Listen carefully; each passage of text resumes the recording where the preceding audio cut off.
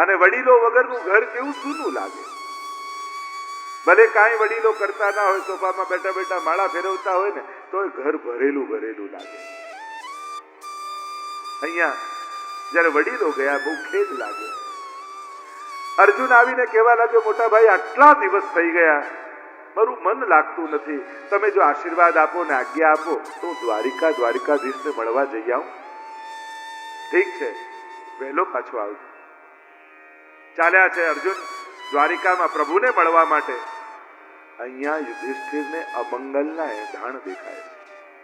કંઈક ખરાબ થવાનું હોય ને તો કંઈક સંકેતો આપણને મળે અને મનમાં ક્યાંક એવું લાગવા માંડે કે કંઈક સારું નથી બનવાનું.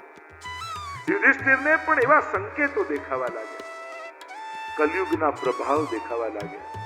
અરે આ થઈ શું રહ્યું છે?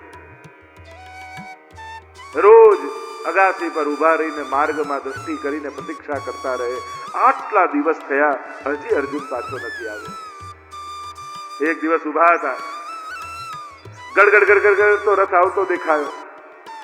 અને રથ આવતો દેખાયો, જોયું કે આ રથ અર્જુનનો છે, ધજા અર્જુનની છે, અંદર બેસેલો વ્યક્તિ અર્જુન નથી લાગતો.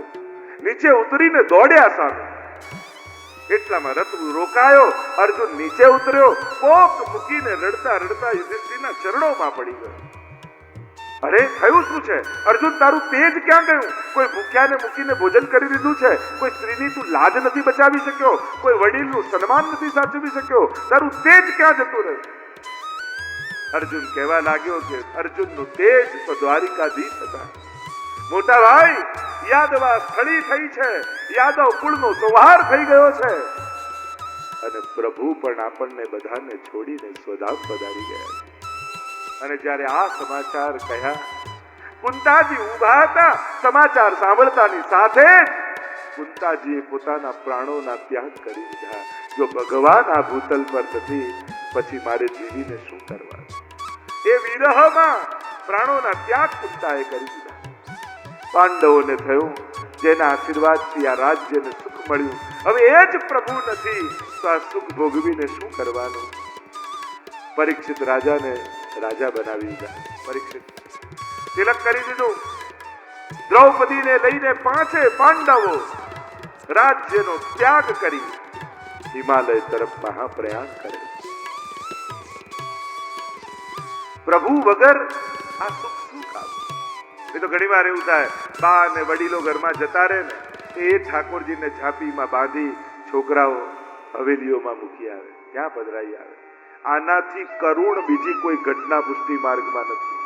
ખાસ યુવાન વહુઓ અને દીકરાઓને અનુરોધ કરીશ, તમારા બાને વડીલોને કહેજો, કદાચ તમારા જેટલી અપરસ નહીં પડાય, તમારા જેટલો ભોગ અને શિંગાર નહીં કરીએ, પણ અમે ભાગવતમાં બેઠા છીએ, અમે આપને વચન આપીએ છીએ, તમારા ગયા પછી આપણા ઠાકોરજી ક્યારે ઘરની બહાર નહીં જવા દઈએ.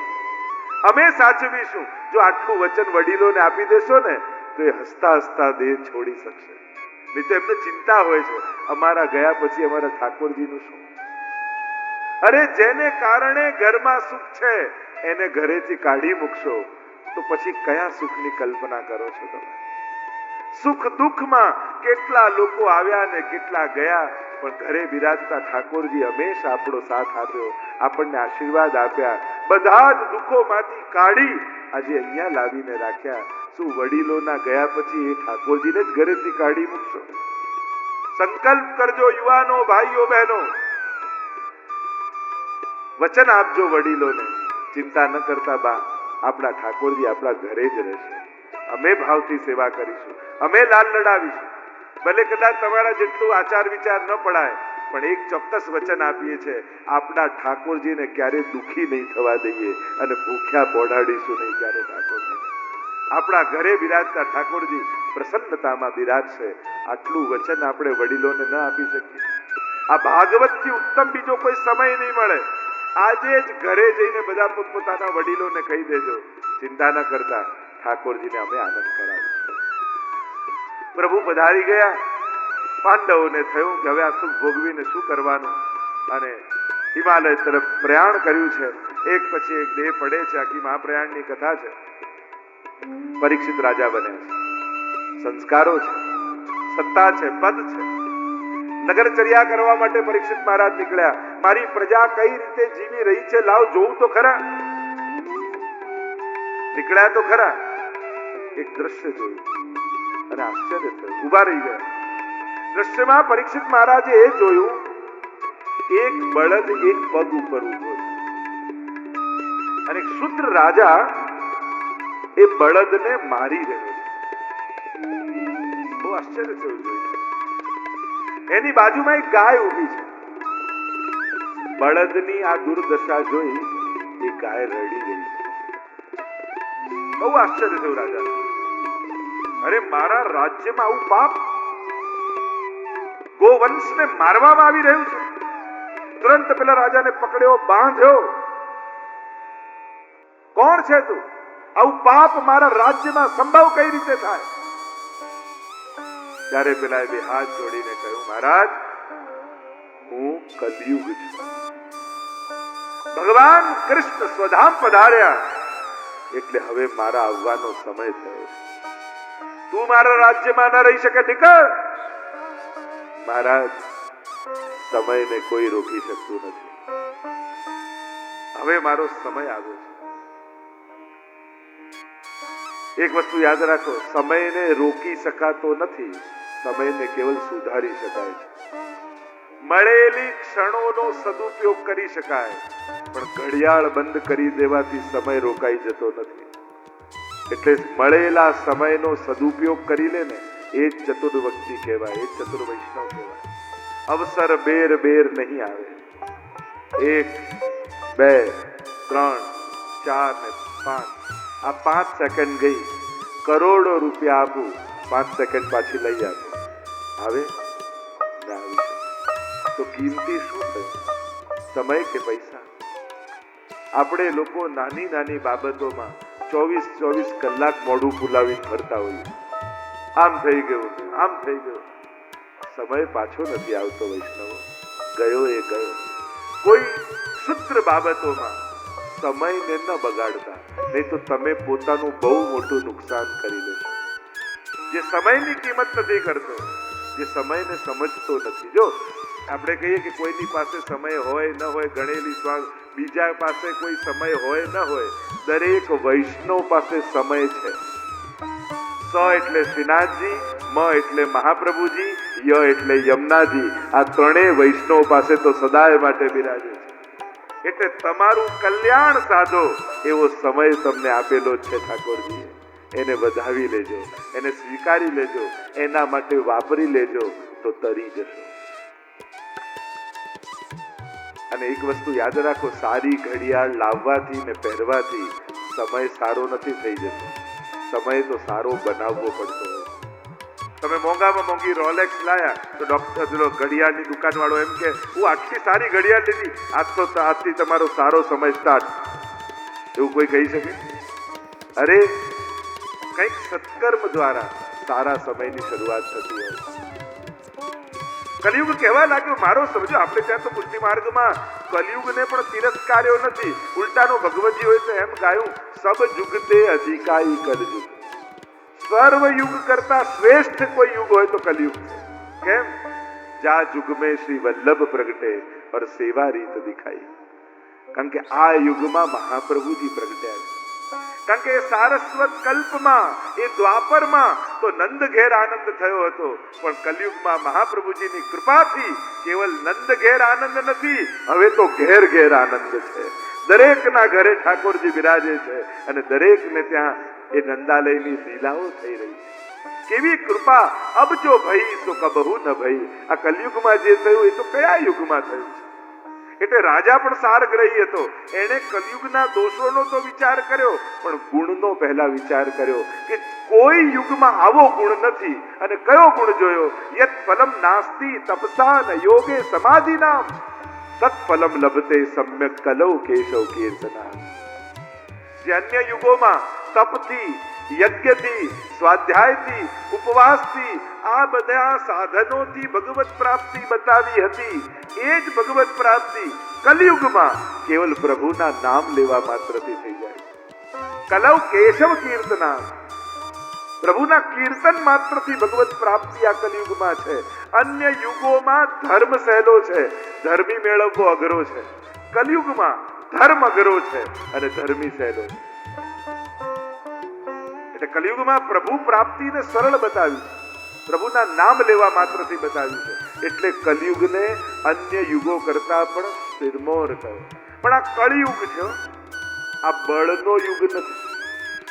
અહીંયા બળ વાપરવા જશો તો કાર્ય, અહીંયા આંખ કાઢીને કોઈને કહેશો ને તો કોઈ નહીં સાંભળે, પણ આંખમાંથી આંસુ પાડીને કહેશો ને તો બધા વાતને ઉપાડી લેશે. કળનો યુગ છે. હવે તમારી વાત મનાવતા શીખવું પડે. પહેલા બળનો યુગ હતો, લોટ જોઈએ તો કલાક ગરગડની દળો તારે લોટ આવે. હવે કળનો સ્વિચ પાડો એટલે લોટ તૈયાર.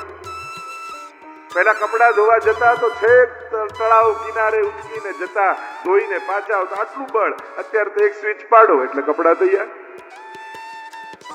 પહેલા બળનો પ્રયોગ હતો, હવે કળનો. જો આ કળિયુગ છે, બધાના હૃદય છે ને કળીની જેમ પીડાયેલા છે. બસ મહાપ્રભુજી ભક્તિ માર્ગાબ્જ માર્તંડ એ સૂર્ય જીવનમાં પ્રવેશશે ને તો આ કળી ખીલી અને પૂરું ફૂલ બની જશે. બાકી આ કળીનો યુગ છે, બધાના મન બહુ પીડાયેલા છે, એને ખોલવા પડે. આ કથા એને ખોલે. આ કળનો યુગ છે, બળનો યુગ નથી. એટલે અહીંયા દરેક કાર્યો કળથી કરવાના.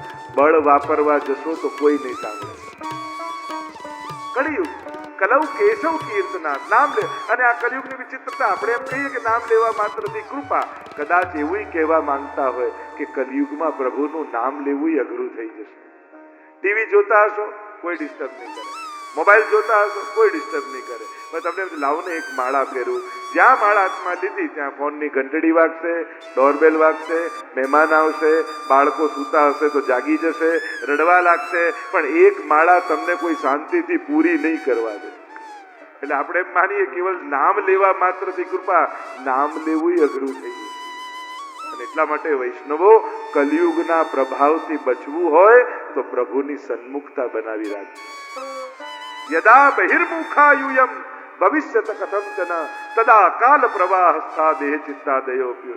મહાપ્રભુજી શિક્ષા શ્લોકી નામનો છેલ્લો ગ્રંથ અને ગંગાજીના કિનારે આંગળીથી રેતી ઉપર લખીને અને બંને લાલજીઓને શિક્ષા શ્લોકી નામનો ગ્રંથ બતાવ્યો. સર્વથા ભક્ષયિષ્યંતિ ઉસ્માનિતિ મતિર્મમ.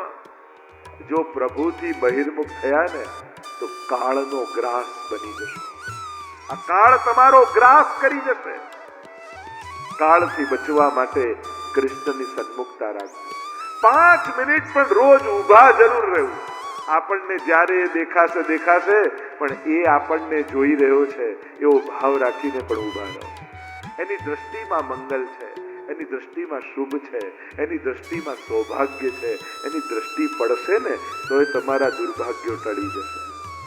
એટલે 2 મિનિટ 5 મિનિટ પણ ઊભા રહો. અરે ઘરમાં તમારા માટે બધી તમારી જગ્યા હોય. ટીવી જોવાની જગ્યા હોય, સુવાની જગ્યા હોય, જમવાની જગ્યા હોય, રસોઈની જગ્યા હોય, બધા માટે સ્થાન હોય. તો પગે લાગવાની પણ એક જગ્યા ન હોવી જોઈએ? ક્યાંક એક ખૂણો ઠાકોરજી માટે ના હોવો જોઈએ? દરેકના જે વૈષ્ણવનું ઘર છે એ પ્રભુ વગરનું ક્યારેય ન રહેવું જોઈએ. ભલે પુષ્ટાવતા નહીં, પ્રભુને તો પધરાવો. પ્રભુ બિરાજશે ને તો ધીરે ધીરે સેવા કરતા કરતા એમ થશે, લાવ હવે પુષ્ટાવીને સેવા કરો. મિશ્રીની આજ્ઞા લેશો, મિશ્રી ધરતા ધરતા એમ થશે, લાવ હવે દૂધઘર ધરો. પ્રભુ જ જતાવશે, પણ પ્રભુ વગરનું ઘર ન હોવું જોઈએ. વૈષ્ણવના ઘરના ચિહ્નો શું? પહેલું ચિહ્ન, એના આંગણામાં તુલસીનો ક્યારો હોવો જોઈએ. આ પહેલું ચિહ્ન. એમ તો બીજું ચિહ્ન એમ કહી શકાય કે આંગણે બાંધેલી ગાય હોવી જોઈએ, પણ એ કદાચ અત્યારના સમયમાં સંભવ નથી.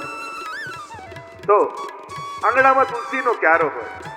બીજું, એના દ્વાર ઉપર તોરણ હોય, શુભ સંકેતો હોય, સાથિયાઓ હોય. કારણ કે એના ઘરે ઠાકોરજી બિરાજે છે તો રોજ લક્ષ્મીનો અવરોજ તો લાગેલો જ રહે. પરમાત્મા બિરાજે છે. આવા ઘણી ચર્ચા હમણાં વિસ્તાર નથી કરતો. વસનારા લોકોના મુખમાં સૌથી પહેલો જય શ્રી કૃષ્ણનો શબ્દ હોવો જોઈએ.